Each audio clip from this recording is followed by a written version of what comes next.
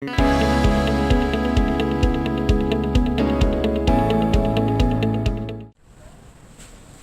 everybody, I'm CB Velayuthan. I head the global sales for the IP and Optical Networks division of Nokia Networks. I'm based out of the Silicon Valley in the US, and I'm very happy to talk to you all about the future of networks. Networks are going through a transformation just like every other element of technology that's actually associated with us.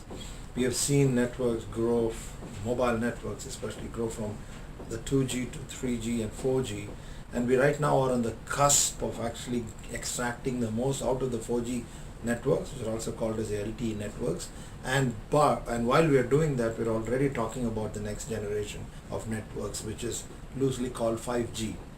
Now, why do we need that? Why is the reason for us to be able to want to already start thinking about the next generation of networks?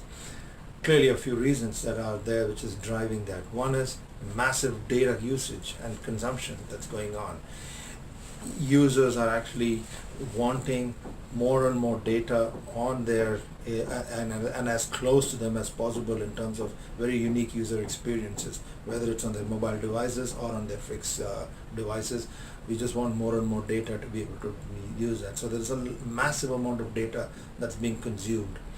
We are also talking about newer forms of using this data in terms of interconnected devices of IoT and of devices that are called as IoT, the Internet of Things, where we think up to around 100 billion devices will be connected on the network. Imagine that, 100 billion more devices connected, all interacting in the network and all trying to kind of find their own place in and being able to actually communicate to and fro is another huge challenge that cannot and will not be able to be catered to with the existing networks that we have. So we've got to find new ways of being able to drive that.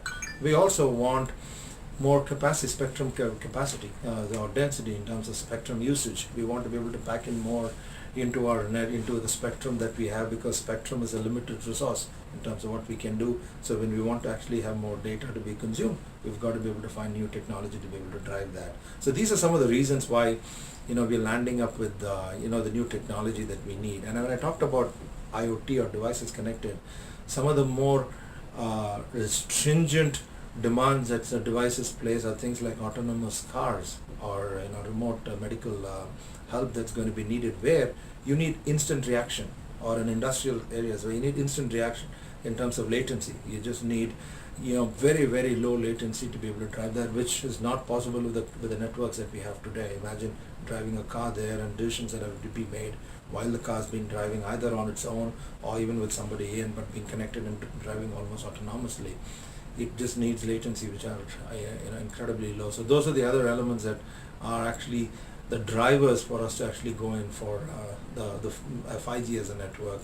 We in Nokia are very excited about 5G. We've actually got the right ingredients and the right networks, technology and solutions to be able to cater to that. We're already talking to all the leading operators to help them on their journey from 4G into 5G, and from an optical networks, IP and optical networks also.